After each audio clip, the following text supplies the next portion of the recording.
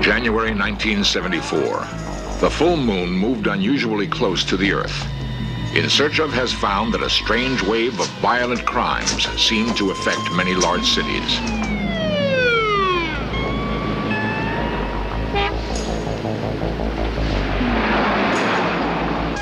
Moon madness has long been a persistent myth, which scientists are now investigating with computer technology. Can the full moon drive men mad?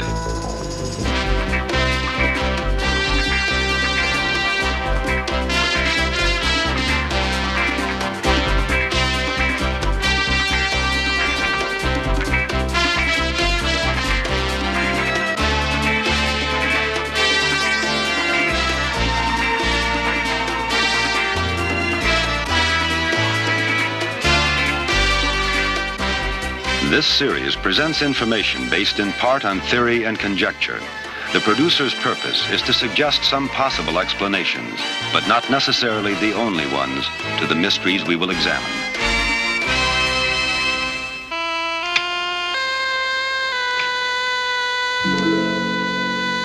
We have always feared the night and strange creatures that prowl by the light of the moon. Shakespeare said it best. It is the very error of the moon. She comes more near the earth than is her wont, and drives men mad. The Latin word for moon is luna, which is the root for our word lunatic, meaning moonstruck. And we've tried to contain our fear of the moon's powers in old legends. Many of these myths tell of the moon changing men into animals. One story in particular seems to haunt the collective unconscious of all humanity. The story is so persistent, it must resonate with our basic biological drives. Found all over Europe, Asia, and among many American Indian tribes, the tale is best told in an old German nursery rhyme. My child, take heed, be pure at heart, and say your prayers by night, or you may become a cursed wolf when the moon is full and bright.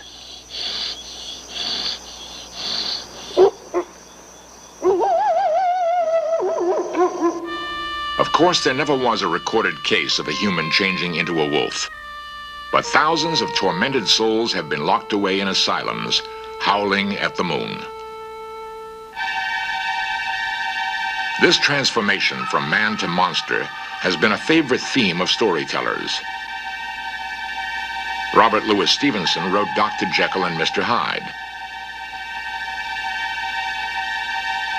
In the classic film, John Barrymore was praised for his spare use of makeup and strong acting. In the novel, of course, the transformation was effected by a secret potion. But Stevenson's story was based on a true report of moon madness. In the 19th century, Edinburgh was plagued by a wave of senseless, brutal burglaries. Clues led police to suspect a single man was behind the crimes. But who could it be?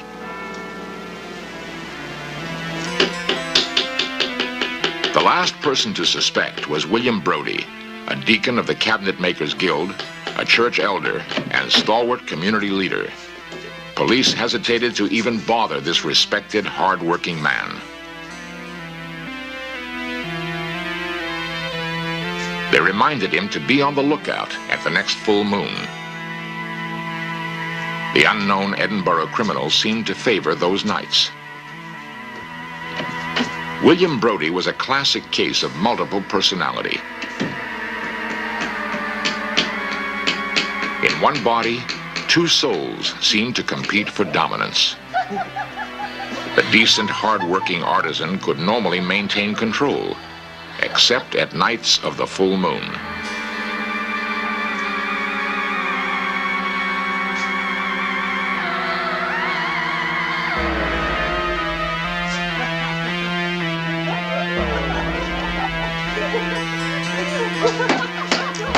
Brodie later said, "It was not me. I insist it was not. There was another person in the room with me. The crime wave continued. A reward for the unknown predator was doubled, and only the foolish walked alone at night.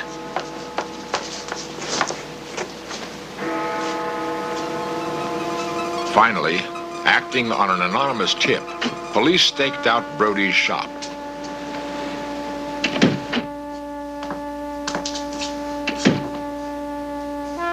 At his trial, Deacon Brody was to base his defense on lunacy, blaming the full moon. The jury was not sympathetic.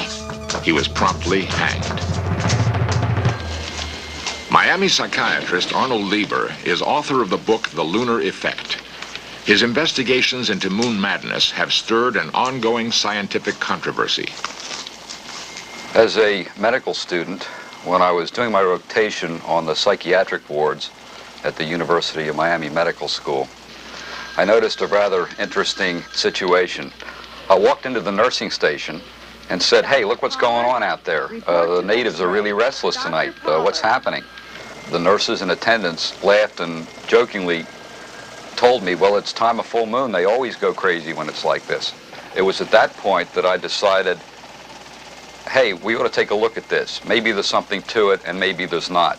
If there isn't anything to it, why don't we design a study that will prove that it's malarkey? If there is something to it, then we may be able to make a valuable contribution to preventive psychiatry and criminology.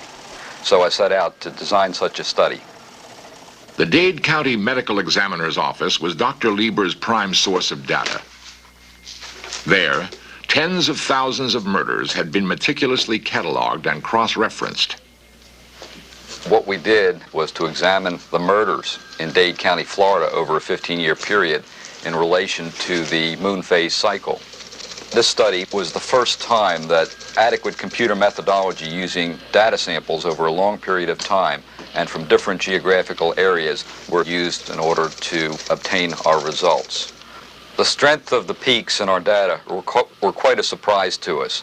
What we found was a highly statistically significant increased frequency of murders, both at the full of the moon and the new of the moon in Dade County over a 15-year period. Miami was the first of several cities Dr. Lieber investigated. In each, he found evidence that violence waxed and waned with the moon. These peaks of violence at the full moon and again at new moon correspond to the times of highest tide. Could it be that some human beings go insane at high tide? Although everyone's affected by cosmic forces or geophysical forces to some extent, some people are in fact more susceptible to the triggering effects of these geophysical stresses than other people. I'm talking about emotionally unstable people, people in precarious balance with reality anyhow. These are people who are tiptoeing on the edge of reality. Borderline personalities, manic depressives, borderline schizophrenics, emotionally unstable individuals. These people seem to be uniquely susceptible to the triggering effects of geophysical or cosmic stresses. Anything may be enough to push them off.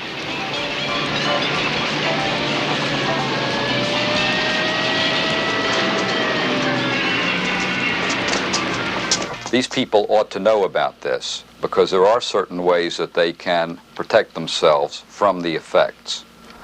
For example, if someone knows that they are uniquely triggered by the phases of the moon or by some sunspot activity, they may want to stay out of crowded places. They may want to avoid the bars. They may want to lock up their weapons at home. With this knowledge, police, fire rescue, and hospital emergency room people can prepare themselves for especially heavy loads during these times. They can lay on more people, they can expect heavier patient loads, and they can be prepared and therefore be in a position to protect life and limb. Based on his theory of biological tides, Dr. Lieber suspected that January 1974 should be a period of extreme danger. He issued a warning to authorities. Well, we're having an interesting coincidence of cosmic cycles coming up in about 2 weeks. There's going to be a full moon, a lunar perigee, and an eclipse. And this would be one of the times that we would predict an increase in the murder frequency and also in the qualitative nature, the bizarre type of sex-related murders that we've been having in the other two times that we pegged this. The first week in January, arson went on the upswing. Several cities reported a strange wave of fires and accidents.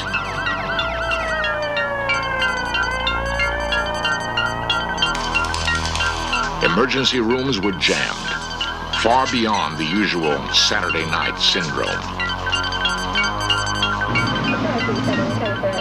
By day, a mood of tension seemed to hang over the cities. The weather was hot and still. Reports began to come in from around the country. Orlando, 2 police patrolmen were slain on duty. Police switchboards reported an unusual number of calls. Then came the time of full moon. For police on patrol, it was a night to remember. A 45-year-old man stabbed his 25-year-old son to death after an argument over a car. Wichita, Kansas, 4 members of a family were shot in their home. Jackson Memorial Hospital, a medical resident was bound, beaten, and strangled. In Miami alone, the murder rate jumped to 3 times normal. A 57-year-old drifter was beaten with a board, and his throat was slashed. No apparent motive.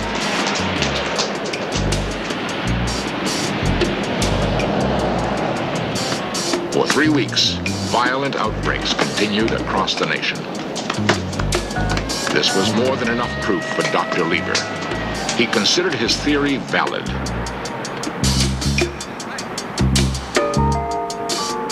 Certain extreme tides occur once every 2,000 years. The next is due in December 1990. Is there any defense against the madness that may strike again?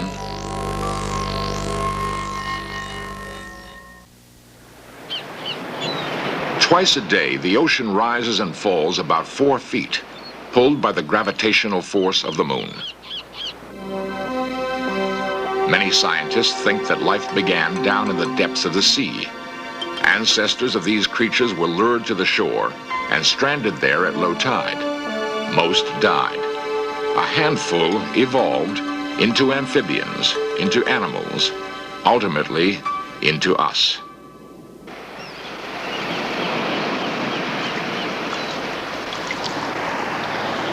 Is it possible we can feel that time 1 billion years ago when we moved from the water up to the land and the air?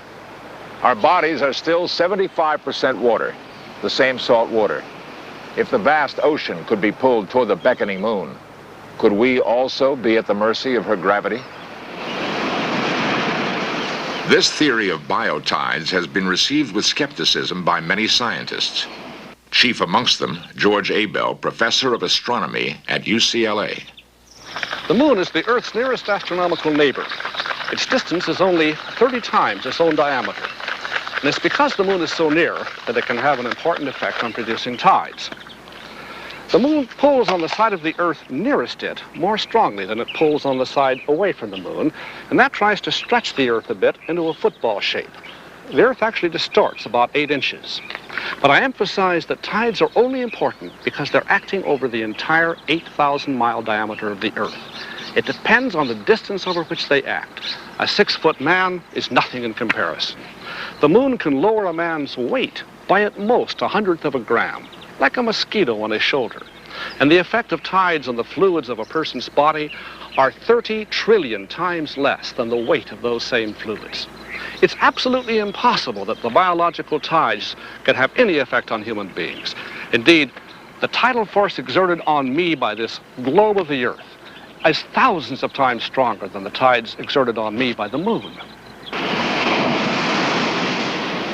If tidal forces are too weak to influence human behavior, why then have we always felt the moon could affect us so strongly? For thousands of years, ancient peoples tried to solve that mystery. Many temples have been found to be computers in stone, designed to predict lunar phases and eclipses. Is it possible we remember a time when the moon may have triggered another step in evolution, the emergence of the first humans? In small family groups, they roamed the veldt, eking out a bare existence. It was a night of full moon, and they felt an instinct to take to the hunt. That moment is recreated here. They had moved down from the trees. They had given up grubbing for roots and were beginning to hunt other animals, rich in protein. With a hungry family waiting, the hunter knew this was no game. It was life or death. When the moon was full, he could see to track the skittish prey.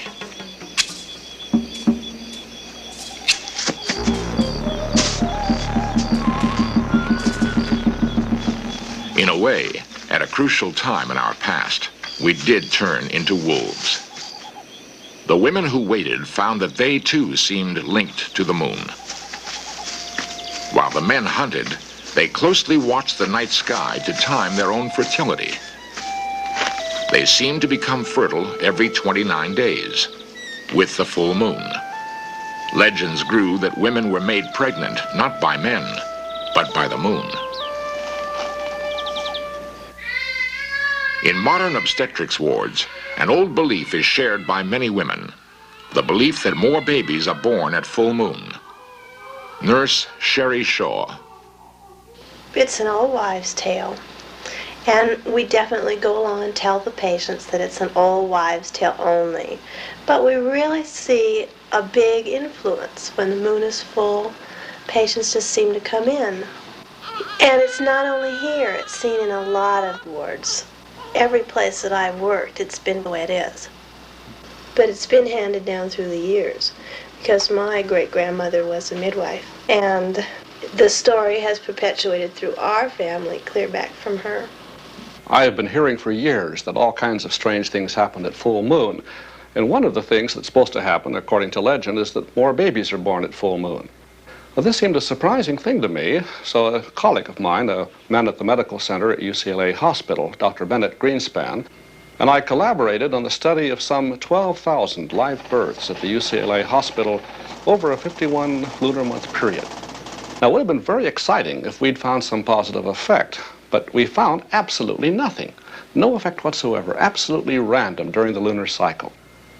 Well, I must say this was quite a surprise to the nurses, because the nurses were all certain we were going to find a very strong positive correlation.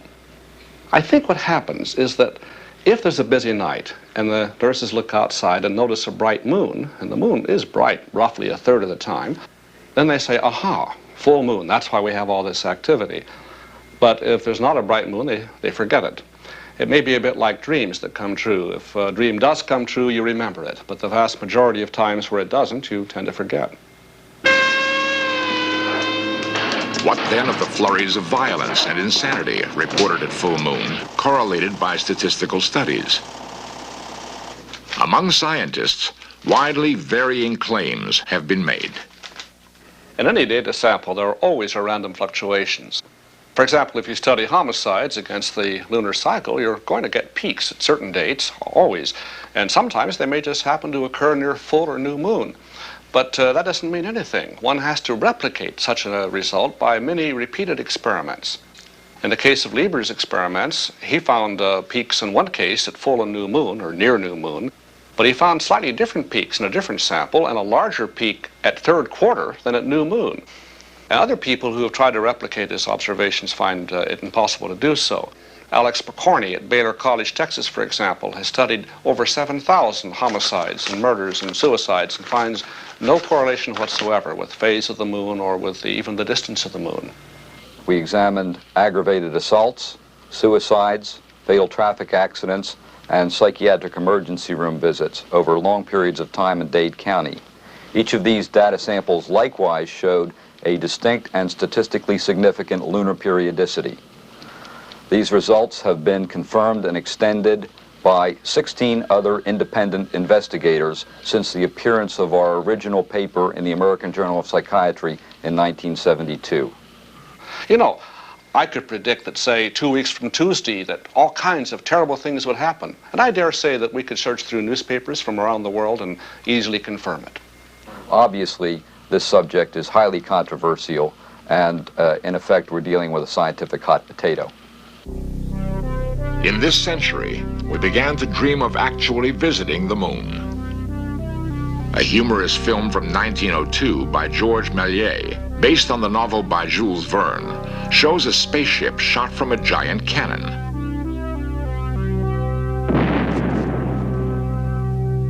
Méliès predicted that such a journey could have dire consequences, and he showed the moon as a demonic face.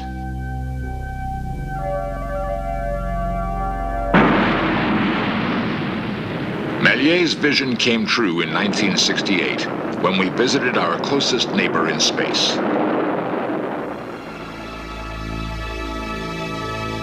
For one brief moment, we learned to fly through the heavens like angels, leaving behind on Earth our violence, our irrational impulses, leaving behind stubborn territorial instincts we inherited from the apes.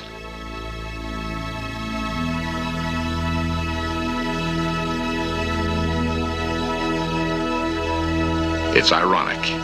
Those few times we walked on the surface of the moon, the legendary source of madness, were the times we became most sane.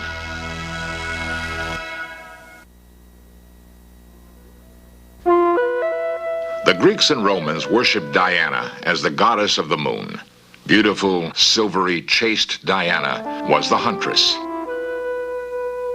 In the legends, however, Diana could change into Hecate, the goddess of witches, of evil, insanity, and terror. We have always feared that dark side of the moon. Perhaps we feel that we are really looking into the dark side of ourselves.